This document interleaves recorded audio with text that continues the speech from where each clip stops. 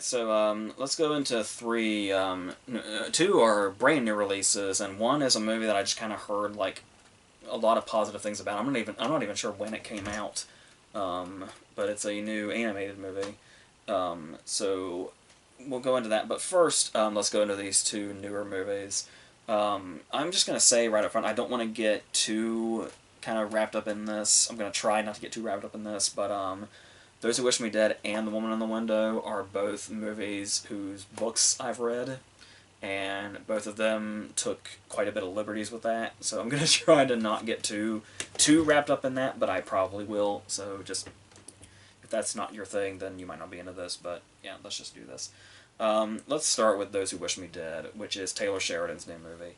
And immediately, even before I'd read the book, I was really excited about this movie simply based on the fact that Angelina Jolie was cast as the lead, and even though she's an incredible actress with about 3/4 of a shitty filmography, I was really excited when I saw her and Taylor Sheridan together because it was like it kind of immediately hit me like I could really see her fitting into his world very well. Because I think I talked about when Wind River came out that even though Sicario and Hell or High Water are not movies directed by him but written by him, um, his style is so there that Sicario, Hell or High Water, and Wind River all feel like they're in the same world, in a sense. Um, and so I immediately thought like I could see Jolie in that world very much so. And it's like, obviously, I wouldn't change this for anything. But I feel like if Sicario had come out in like the early 2000s, she absolutely would have been Kate Macer, no question. And probably would have done it well. So it wouldn't be as perfect as it is now, but still, I was extremely excited for Jolie to be the star of a Taylor Sheridan movie. So I was on board with this no matter what it ended up being. It was like, yeah, that's perfect. And then I read the book and then got hyped for it. The book isn't perfect, but the book is very good and very riveting. And then as the cast came out, it was like this could be something really great, and something really intense also. And it felt like it fit Sheridan really well, like really like a glove, honestly. And then what happens here is that we've got a plot where mainly the whole thing is just a child sees something he's not supposed to, and so two assassins who are brothers are going to be chasing him through the woods. After eventually those woods are they set them on fire. So not only are they pursuing him, but he's trapped in a forest fire as well, where he is eventually helped out by Angelina Jolie, who is a firefighter who's had to basically not so much retire, but do less stressful work after tragedy struck. And also John Bernthal, who in the book is a survival expert, and he's the main character of the book. And it feels like he's barely in the movie at all. Like, it took me a second to even figure out exactly what what his job was. He's a sheriff's deputy, apparently, in the movie, rather than a survival expert, which is a weird change to make when you're making what's essentially a survival movie. I got the vibe it was trying to be like an old-fashioned disaster movie with a survival movie kind of in the middle of it, and of course a thriller as far as the assassins chasing a witness that must be protected. And this all of this is set up in a way to where this movie should have been incredible. Especially when you see, like, especially when, like, you know, writers are successful and then they turn to directors, like Aaron Sorkin. Some people think Aaron Sorkin's direction when he did, you know, Molly's Game and Trial of Chicago 7 wasn't all that inspired, and he needs, like, a David Fincher or somebody like that. Sheridan proved that he can direct with Wind River. Wind River was so incredibly well done and didn't necessarily feel like he was trying to do, you know, Villeneuve or David Mackenzie or something. Like I said, it still felt like it was in the same world, but he had like his own grasp on it that just really worked. And there was a lot of subtlety in Wind River also, especially in the emotional points. Um, Those Who Wish Me Dead is not subtle in any way whatsoever, and I know it might seem like a lot to ask for subtlety in a movie where everybody's kind of trapped in a forest fire or on the brink of a forest fire, but there was still a balance there that and the characters are set up here. If you look from like the book's source, there's plenty to go on with these characters, to where you could put in plenty of subtle character work amidst all the actions going on. Even if the action is eventually nonstop, you could still get to a point where there's a lot of character work to be done, and it's there. It's right there in the book, and it feels like they cut all of the character out, like almost entirely, and it's just kind of all the action aspect of it, and that you would think still might work. Like if it's a really cut down thriller, like that's the thing with thrillers, especially like this, and if you want them like to have that really fast paced feel, especially if you kind of feel like time is running out, because these are, if you're going by the book anyway, really deadly, perfection obsessed assassins. So there is a constant looming fear of they are just anywhere and everywhere, and everything is closing in. So I can see wanting to like really cut it down and make it feel like there's just this constant feel of danger. And maybe they thought too much character stuff would pull that down or something. They want to make it more concise. But it's obvious. Like I feel like even if I hadn't read the book, I would come out of this feeling like it was kind of generic a bit, and like slight. Like by the time it reaches the climax and everything's kind of coming down, it didn't really have much of a feel like we'd really built to something. We just kind of get there. Like it doesn't feel like things were like coming from all different directions and colliding, like it should have. But yeah, and I'm not quite sure when it went off the rails, but it's sort of like, well, for starters, there's quite a bit of visible CGI in it, which I kind of wasn't expecting. Because that's certainly something you don't see in the other sort of three movies we're mainly talking about before this. But the thing here is that when you think about movies that are based on like the whole survival kind of thing, that's like I can see, like I try to defend movies that might go maybe a bit over the top or try to do the suspension of disbelief thing, because they're movies, they're fucking fiction, and some people get way too hung up on the details of realism. But when you're doing a survival movie or a survival story, I feel like that's a particular case where it's a huge benefit to be as grounded as possible. So any presence at all of CGI in this, let alone like really obvious places, is that's probably not the way to go. That's gonna kind of take you like right out of this whole thing of the extremely imminent danger that's involved in this, and that's supposed to just keep building. And it's when you kind of immediately get the vibe that we're getting a bit over the top. This is the kind of movie where that might be a curse. So yeah, and I think another problem that it had is it feels like, and this is another interesting thing too, as far as coming from the book's perspective, is that it feels like there's chunks of the movie missing. Like you can tell there's almost supposed to be like more of it. But the thing is that it changes the reason and the setup for why the kid is being pursued by the assassins enough that it doesn't come, like me saying it feels like chunks are missing, that has nothing to do with stuff that they cut from the book. This is this whole new thing they've established themselves. Feels like there's a bunch of stuff missing, like when Jolie and the kid first meet. There's obviously that whole, they've literally just met and they're in a situation like this. And they're like, eventually it's going to get to the point to where the more they're in this survival thing together, the more like, it almost seems like there's a friendship happening almost, despite everything else. But there's nothing in between us seeing them meeting for the first time, and they're like, okay, we gotta go, and then we cut to something else, and when we cut back to them, they're like joking with each other and shit. And it seems like there was a whole development there that we miss as far as these two characters and how they interact.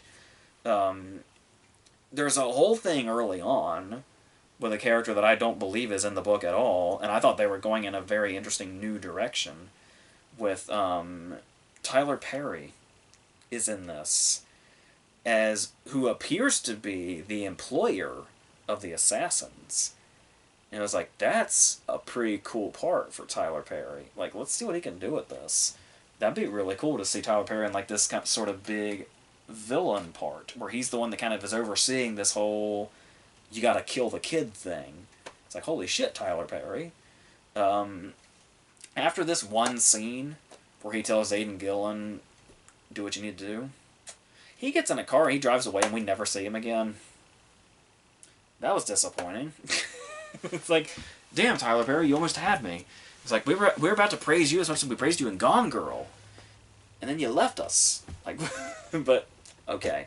So, yeah, a lot of stuff like that. It feels like it's a lot of stuff that's cut out that doesn't even have anything to do with the book. And so that's unfortunate. But, and as far as, like, where you can kind of tell early that some things might be changed up here, and they were kind of deciding who they were going to shape the movie around. It's like I was saying, Bernthal's character is pretty much the main character of the book. And like I said, it feels like he's barely in this. And what was interesting was Jolie's character doesn't really become prominent in the book until like over 200 pages in. It's not like over 200 pages in until she's like a major character, and it's not even, it just falls under 400 pages, so that's not a lot of time. So you can tell they did a lot of reshaping to kind of try to make her character Hannah the main focus here, and her relationship with the kid the main focus. Like I said, it feels like there's so much jumping forward and fast forwarding that there's really not a lot of time for anything to land here. So when the action really kicks in, and the stakes are really high at this point, and the forest fire is really coming into play, and the assassins are closing in, there's just not really a whole lot of feeling going on when there really should be. The assassins are fucking terrifying in the book. Like, they have this whole thing where they, like, close in around the prey. They're like always talking to each other as if the person isn't even there, and they'll just talk about like how they're gonna kill the person as like a power move. That's not here at all. And if any, what's interesting about that is that's a whole that's like their whole thing in the book. That whole power play of, oh, we'll just discuss the fate of this person while they're sitting here. Like, we're in a totally different world, and they're nothing to us. This whole thing is literally negated. Like, they actively went out of their way to do the opposite of that, because there's a scene where Nicholas Hoult, who's the other assassin with Aidan Gillen, whispers something into Aidan Gillen's ear about the person they're interrogating. It's like, they actively went against what made the character so cool in the source. So that was really weird, and it is one of those cases where I said it's so interesting because Sheridan did so well with Wind River that it's very clear early that the direction of this is the weak point, and like that absence of subtlety, much of which we saw, especially in the emotional standpoints in Wind River. Like, I remember, it's been a while since I saw it, but I remember a specific scene in Wind River where a character has a really big emotional breakdown after they learn something devastating. But they leave the house, and we stay inside the house and hear their breakdown while they're on the outside, while we're on the inside. And it's like, that's the thing where it's like, it hits even more the less they show it, and it's like, that's how they handled that kind of stuff in Wind River. And not only does this movie lack subtlety completely, but we don't even get close to moments like that. Really powerful stuff like that for like character. And it's all like, it's crazy to me that this is a Taylor Sheridan movie. Like, it's like the basic story absolutely fits him, like I said, but the fact that the adaptation is not really working because they're cutting out a lot of the stuff that made the characters so great in the book, but it's also from the direction standpoint. It's like I almost can't believe this is the guy that had such a strong hold on Wind River. It's yeah, I don't know, and like I said, a lot of that also like a lot of that CGI and stuff like that. It's weird how cheap it looks sometimes. Like it's like I don't know. I don't know if a theater screen would help this. Like I know this we're talking like HBO Max, at least I am. But even so, I don't know. That's yeah. So there's this really should have been something kind of amazing. Like I was almost like going into this fully prepared. It was like, oh good, I've already got, a spot in my top 10. Like I basically carved out a spot in my top 10 for this already. And you might say maybe that's my fault and the movie seems underwhelming because I thought it was going to be that great. Um, but like I said, if I went into this with no expectations, without having read the book, without knowing Sheridan's previous work, anything like that, this would still come off really generic and forgettable, probably. And just like any average movie like this that you would find just scrolling through a streaming site. Honestly, like it's kind of incredible what this could have been and the talent behind it, and the fact that it's not a bad movie at all.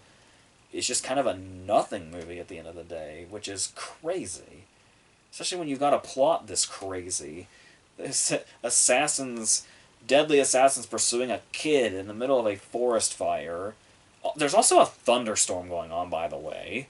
Um, there's all so many ingredients here, and it just like wasn't working out at almost any turn. It was so weird.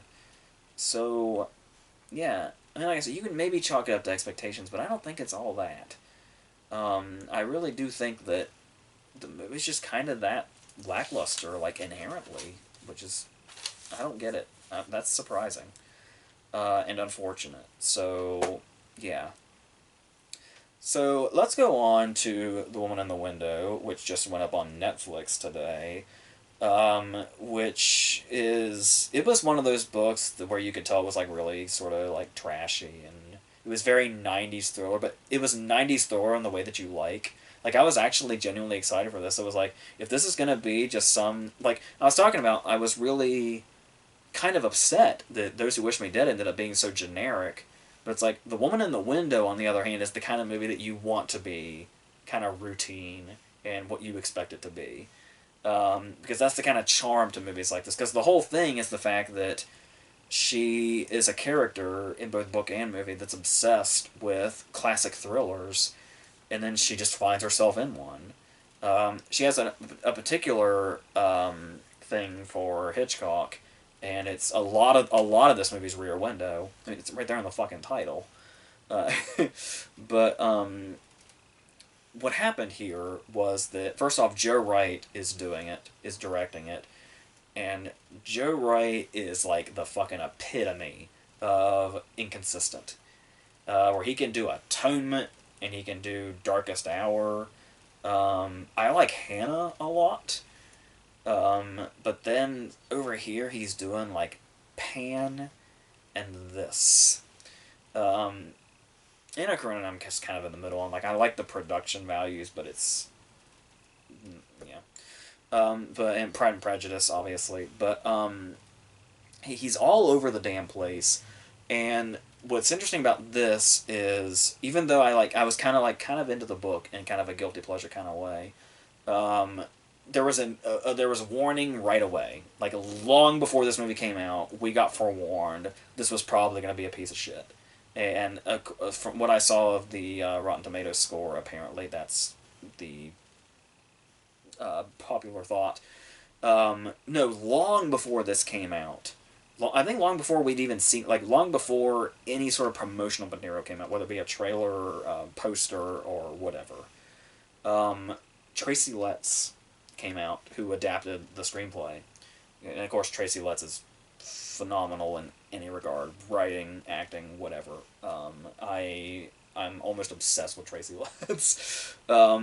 He came out in an interview and he said, basically, in so many words, I don't know what happened to this movie, but that's not the script I wrote. Basically. And he's in it too as her doctor. So I wonder how awkward that was. But yeah, so he came out a long time ago and said, this movie is not the movie I thought it was when I wrote it. Which basically meant it's going to be shit. It's like, it's a good story and it's going to be shit. The execution. Yeah, honestly, that about sums it up. This is the story that's in the book. And Joe Wright did I don't know what the fuck to it. Like, this is all, like I was talking about how Sheridan's direction and Those Who Wish Me Dead was kind of really what was taken away from the quality there, unfortunately. This is aggressively, terribly directed. From who, for the most part, is a talented director, if we're not talking about Pan. Like I said, I don't know what happens to Joe Wright. It's almost like he's got a split personality or something. It's like part of him is an amazing director and part of him fucking sucks and has no idea what the hell he's doing. Has no idea whatsoever. Because we've got, like, you know, we've got little things here and there that kind of warn us ahead of time. Like, there's a, we're introduced to a character towards the beginning, and he's petting Amy Adams' cat, and the cat starts to lick his hand, and the line is, "I like cats' tongues." And it's like, you kind of, and that's like really early on, and sometimes you don't want to nitpick, but there's just sometimes where you just have to stop and you have to say, is it possible for a good movie to have the line, "I like cats' tongues"? But you can get wrapped up in that. But whatever Joe Wright's doing here behind the camera is going to do the rest of the work for you, even if you don't want to nitpick. We've got jump scares in this for really no reason. Like, they really don't need... I mean, I know every now and then with thrillers like this, you might have them, maybe, and maybe just one, if that. But there's a few, and they're random, and, like, they're kind of the kind of stuff you'd expect to see in bad horror movies. This is supposed to be inspired by, like, the classy thrillers. It wants to... It's... The charm of the book was that it was an unclassy book in the style of a classy story. You know? And there was just something about that contrast that was like, I kind of can't get enough of this. The book is genuinely a page-turner, even if, you know, it's... it's... But it's one of those mysteries that may not necessarily completely add up and might have ridiculous twists here and there, that the movie will make all the more obvious because there are visual choices here that seem to just be laying all the cards out face up, just through visual choices alone, where it's like obviously I went in knowing because of the book, but it's like I immediately felt like. And I know it becomes, if you already know, usually it's like, oh my god, it seems so obvious, but there'll be people that genuinely don't catch it because they don't know going in. The visual choices here, I think, really are there are gonna be a lot of people that come away from this going, holy shit, that was so predictable, basically, in a number of ways. But, yeah, and then you've got weird stuff like, like weird visual tricks where she takes a picture of her cat with her phone. And it's like, we're talking about like a thriller here that's inspired by the thrillers of Hitchcock and all of them. So she takes the picture, and then we get this full-on cut of just the picture of the cat, and then it's a slide transition into the remainder of the scene. And it's just, in almost every scene, there's at least one visual moment where you're like, what the fuck was that? And it's like, that's not the kind of thing you want to be focused on when you're watching a mystery. Is, what the fuck is the director doing? It's like, maybe that's the point. Maybe he knew that he was going to make the story so incredibly obvious, he wanted to just kind of try to distract you from paying attention to the story at all. And then whatever happened would somehow surprise you, because you weren't paying attention to anything else. That is the only explanation I can come up with for why this movie looks the way that it does most of the time, and some of the choices that are made.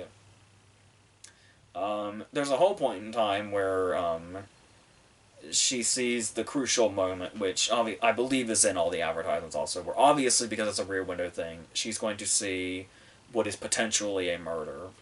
So the way this is shown is we're seeing what may or may not be this murder, and then there's a shot of, like, animated blood, like it's splashing against the camera, even though she's watching this from her window. And it's, like, supposed to be, I don't know. You know what it was reminding me of? Was the way Tate Taylor directed The Girl on the Train. Because The Girl on the Train was a movie that I praised for being one of those this should have been made in the 90s kind of thrillers that feel very routine yet are still somehow have the charm of a trashy thriller. But the problem with that was that Blunt in that, like Amy Adams in this, is playing an alcoholic. But it's like you don't have the confidence to rely on the actor to convey the alcoholism.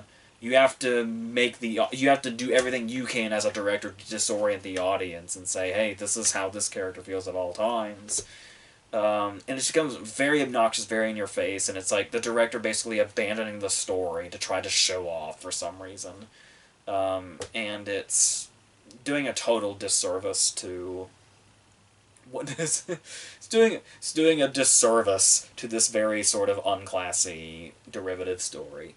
Like I was saying, that was a part of the charm of the book also, was that her absolute obsession with these classic thrillers. Like, it was so, like, I would have to say 50%, at least 50% of the book is basically just a handbook for classic thrillers. Because there's, like, one or two scenes in the movie of her watching them and, like, quoting them as they happen. That's, like, 50% of the book. Like, 50% of the book is just quotes and scenes from classic thrillers that she's just watching. And, like, it's sort of, oh, maybe her life may or may not be bleeding into this. And it was, I was really into it in book form. And I think Wright was maybe trying to get there, but it's really kind of hard to tell. I don't know. It feels like it's like all over the damn place as far as direction goes, and it's like the idea of the role that movies play in this story, like even to the point that the woman that she thinks she's seen killed is named Jane Russell, and so like she has an obsession with movies, and then movies come back to bite her because she goes to Google Jane Russell, and who's gonna come up when you Google Jane Russell? The fucking actress. It's not gonna help at all. And so stuff like that, the way the story itself is so in love with movies, is so appealing. And so why Joe Wright would make this absolute assault visually of a movie seems so contrasting in a bad way to what makes the story so charming to begin with. And it gets really weirdly theatrical also. Like, it's, like, a lot of people were kind of joking when, like, shortly after Tracy Letts came out and said what he said, where it was like, oh, damn, and this was going to be another Oscar attempt for Amy Adams, of course, and I think that's actually what Joe Wright had in mind, because I swear to God, right in the middle of the movie, we're getting to a big sort of point for her character, and I swear to God, Amy Adams just walks into the middle of the room, and the camera centers as such, and it's basically like for this big monologue, she looks like she just took a stage, and is just giving this monologue dramatically. It was sort of like the Shakespeare scene in Vice that she had with Bale in the bed, only that was intentionally, like, this is weirdly theatrical, so we're gonna literally do it theatrically. But this is doing it totally straight-faced. It's like she literally takes to a stage to deliver a monologue. And it's so weird, so out of place, completely ineffective with what it's trying to do. Yeah. I don't know what they could have possibly been thinking. I don't know what Wright was possibly thinking. I don't know what they were thinking hiring Wright, to be totally honest with you. Maybe Gary Oldman had already been signed on, and it's like, hey, you and Gary Oldman just worked together very successfully. You know? What about now? It's... I don't know. I don't know what the hell happened here. But, that's probably all I can say without saying too much, I guess. I don't know. I guess another thing I could say is there is one sense that you where you can get the idea of how the story could have been told visually in a good way that Wright actually did pull off, which is the idea of like there's a whole one big wide shot where it's Amy Adams at her window here, and we see like a window here, and we can see like Julianne Moore leaving the house in just this one shot from inside this apartment from across the way. It's very cool. It's something Hitchcock would have pulled off, and often did in stuff like Rear Window. Um, but that's about the only time we get that kind of visual stuff. Like everything else is like you would think with a story like this, with the fact that her character is agoraphobic, that they'd be able to play with this being in an enclosed space thing. But no, it's all very erratic. So it's in this really bad way. So I don't really know. I genuinely don't know what he was trying to accomplish, and I think that's the biggest problem. So that's yeah. So like I said, if you find the story kind of interesting and you want to see it told in an interesting way, because there's another layer to the story that was taken out when in the adaptation, but yeah, it's if this is the kind of like trashy thriller shit that you're into and you're into like that '90s vibe of thriller, I would like highly recommend the book honestly if you're like a guilty pleasure reader, but this translation's all fucked. I don't know what happened. So let's go on to our last movie, which is also on Netflix, which is The Mitchells versus the Machines, which, like I said, is a new animated movie, which I'm apparently, I'm guessing a couple of weeks behind on. Like I said, I didn't even know what this was at all. And then suddenly I just kind of started hearing that it was this really great animated movie that was just hanging out on Netflix. And Phil Lord and Chris Miller were the producers on it. I think was getting it a lot of attention as well. So I didn't really know what it was when I went in, but luckily there is a very helpful introduction. It does the thing where we kind of start in the middle, and then we circle back around. And when you go into that kind of movie blind, that's actually very helpful. Usually it's a cliche, and you're like, well, this is pointless, and it's like, can you not try to build to it or something? But no, in this case, in a movie this energetic, it kind of makes sense that it starts where it starts, and then we come back around. And we are introduced to another carryover from The Woman in the Window. We have another character, a lead character, that is kind of obsessed with movies. And it's like, well, that's a good way to relate, where she even talks about how she basically, like, she kind of has such a loner lifestyle that her obsession with movies and her dreams of making movies are basically all that she has. So she gets accepted into this film school, and it's the greatest thing ever. She's going to make all new friends that are all her people. They're literally, like, in a list on her phone as my people. And it's going to be great. But then, of course, we got this side plot where actually, it's more so the main plot eventually, where she's feeling very distanced with her parents, particularly her dad, who is voiced by Danny McBride, and the mom is Maya Rudolph, I think. And so it turns into this whole family thing where it's like, oh, we're gonna, I was feeling a lot of similarities to the relationships in like Inside Out, what little we saw of them. And so they're gonna bond, and instead of her flying to film school, they're going to drive. But in the meantime, Eric Andre, the Eric Andre is put together this whole sort of, Scarlett Johansson and her sort of type system, where it's very interactive and you can talk to it. But now he's going to upgrade it, and this system, who is played by Olivia Colman, becomes pissed off and decides to basically take over the world with robots and conquer all humans until humans can kind of give themselves, like, give her a reason to not make humans extinct or on the Earth or whatever. And it turns into an apocalypse movie while being this really energetic thing that it started off being. And it's probably been a while since I've seen a movie with this much energy, and so it really just depends on the person if it's going to be too much or not. For the most part, it is extremely charming and very funny. And has a lot of good emotional beats in it, particularly early on. Like, they really set up the family dynamic before it even goes into the whole robot apocalypse thing, which I found really interesting. And like, I like the fact that a movie this energetic and constant had the patience to do the family thing before the robot apocalypse thing, which is very interesting. And we even get this scene that's actually quite touching, where they're kind of looking back. It's the dad looking back on home movies when he decides to drive her instead of let her fly, and the whole thing of this whole family bonding thing. It's like that's set off by an emotional beat that you wouldn't normally see unless it's like towards the end of an animated movie, and it's like the starting point. Like, it sets the whole thing off. So when it comes back around to that and it kind of becomes a constant thing, anytime it's going away from the robot apocalypse thing to do the family thing and the everybody loves everybody thing, it never feels like it's veering off at all. Like, it's sort of this constant thing that's always going on.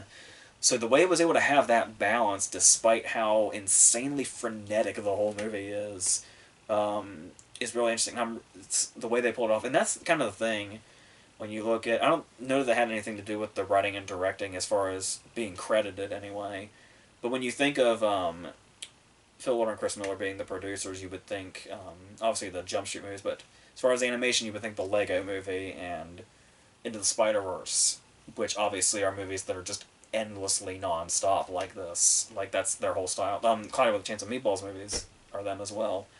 Um, yeah, that's the sort of, like, main link here, is they all have this thing of just a constant energy. And I would say it does eventually start to run out towards the end. Like some of the jokes do kind of get a bit redundant, but they're still funny even when they're being redundant sometimes, which is another thing that's kind of really hard to pull off. And then it's got a whole, and the references might be out of control, but the thing is that a lot of the times I hate incessant references, because to me it kind of reeks of laziness, because it's like they don't have their own things, they just have to constantly be like other things. And Netflix comedies are fucking terrible about it. Like, I will complain about it as many times as I can, as many times as I get the opportunity. I feel like 50 to 60% of Netflix comedy scripts are just references to other movies or quoting other movies. It never fails. But here it does serve a purpose, because that's the character's like sort of main trait, was that's like she lives on, like, that's the way her mind works, is if she sees something, her mind immediately registers as a reference to some movie, which, if you're people like me, is extremely relatable. Like, that's just how the brain works after a while. So, like, when they go to a mall, and it's an abandoned mall in the middle of an apocalypse, this girl says, "Oh my god, this is like Dawn of the Dead." And it's like, you're kind of so thrown off that in this, animated movie that was probably mainly made for children, a Dawn of the Dead reference is made that makes perfect sense in context. And it's like, that's the kind of stuff where it's like, alright, that's where that kind of thing works. In sometimes little details, like when she's talking to a friend through a video chat, one of her friends at film school, and it's a girl that's got a Taxi Driver poster on the back. And first off, an animated Taxi Driver poster is automatically funny, I guess. But then at the same time, it's like, it's not just some empty reference, or not just some reason to say, oh, like a reference that I fucking hate is the Chinatown reference in Inside Out. I'm really going in on Inside Out now, but the Cloud Town thing, where it's like, they changed Chinatown to Cloud Town. That's the joke. And everybody thought that was one of the best jokes in the movie for some fucking reason, because it was a reference. It was like, oh, Chinatown being referenced here, I didn't expect that. I think that's mainly the takeaway, is, oh, it's a Pixar movie, and Chinatown is so not that. But nothing will ever beat that Fourth Alvin and the Chipmunks movie having John Waters in it, and actually having Alvin say that he's seen Pink Flamingos. You can't top that. But the point I'm getting at is the Taxi Driver poster, still, it's not just some throwaway reference, and it's not just some reason to say, hey, we referenced Taxi Driver in this. I think she makes all her movies with her dog, like her home movies with her dog, and you can even hear her friend on the phone saying, the dog is the De Niro to her Scorsese. But like that's the thing though is it's like it's not just funny that it's a Taxi Driver poster. It's a girl in film school. Of course she's gonna have a Taxi Driver poster. It makes sense. It's not necessarily just a throwaway reference. And it's like that's how you do it, and that's the way a lot of them are. So that wasn't bothering me, and if anything, it enhanced it in a way that was kind of unexpected, given how much I find that to be kind of a lazy thing to do, usually. Um, and then there's also just sort of individual memorable scenes. I had heard going in there was a memorable scene involving a Furby or multiple Furbies, and that scene exceeded expectations as far as that's concerned. Um, and yeah, but like I was saying, it does revolve around a lot of like it relies a lot on like callback jokes and stuff like that. But some of them work and some of them might not. And like I said, some of them run out of gas. But for the most part, the movie is consistently funny. Like it never eventually runs out of gas to a point of no return. It might run out occasionally, but then it'll kind of find itself again. And like I said, having those emotional beats in it, like having that as a consistent storyline instead of saying, "Oh, we're gonna get all emotional at the end now just because that's what we do." Like the father daughter thing was always there through the whole thing, and it's one of the more engaging aspects of it. Um, which is great. There are actually sometimes where, as much as someone like me can relate to the girl in regards to relating to movies so much, um, and being able to like only relate to like-minded people. There is a part of me that also kind of relates to the dad, where he's that cliche dad that's trying to get everybody to focus, but everybody's just kind of looking at their phones. But that's another thing too, where you could just throw that out of the way as a whole thing of the dad thinks phones are overtaking everything, of course, but the fact that the phones are a huge part in this. Like the phones are another thing to just completely set the whole thing off. So it all kind of ties together in a way. All the stuff that it's doing for the sake of comedy is also driving everything that's happening also. And like I said, in a movie like this, that's just so like sort of all over the place and seems like it might be out of control, it's actually quite in control of itself, for the most part. So this was very surprising. Like I said, I've been having trouble for quite some time now, pretty much since I've been doing these videos, with getting attached to animated movies the way that I used to. And I still love the ones that I've always loved as much as I ever have, but the new ones I just for some reason have trouble sticking to, and I always really kind of cherish the moment when I can actually like one as much as this. So this will be one of those, which I'm very happy about. So yeah, so I'm not sure what the next thing is. I'm assuming I will see Spiral before too long, and we'll go into that, and then well, I guess we'll see what's up with a lot of the Versus stuff, but yeah, I think that's what we're looking at for now, which is not much. So and then Army of the Dead, Zack Snyder's new thing, is next week, and then we finally get the Holy Grail last week, and hopefully I will be seeing A Quiet Place too, which is the Holy Grail to me at the moment. Hopefully as close to as soon as it's open, as soon as possible. So yeah, so and then that's pretty much the rest of this month. So until the next thing, I think that's it.